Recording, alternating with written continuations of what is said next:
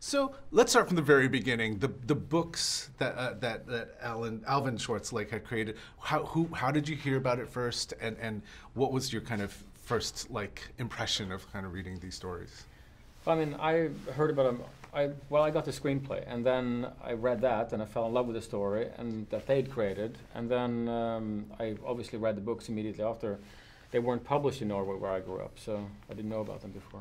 I read them about 40 years ago, and fell in love with them immediately. I was a teenager, and I loved the illustrations and the very succinct, very powerful way that Alvin Schwartz had to rephrase the stories, almost like campfire tales.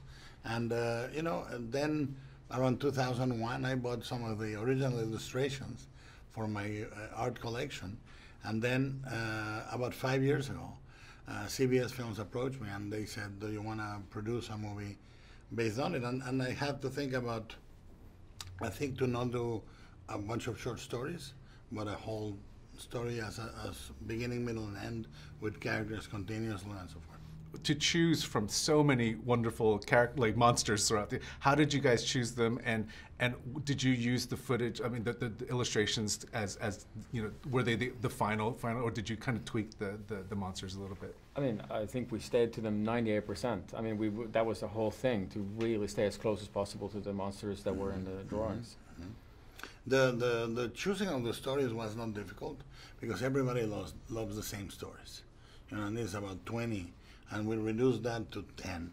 And there's over 100 stories. But you may like one, I don't. But the famous great ones were dwindled into the essential, and then connected them to the characters they needed to go with.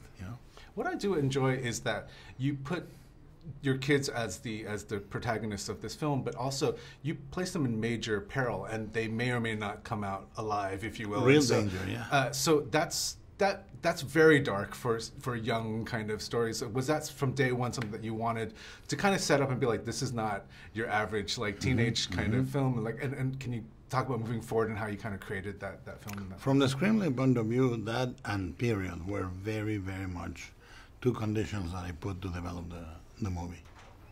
Yeah, I mean, I wanted to put the characters in peril for sure in the big set piece scenes where they disappear, where things happen to them, because I think as the movie starts, you spend time really giving the audience an opportunity to care for them, so that by the middle and the end of the movie, when things really go bad, you really do care when they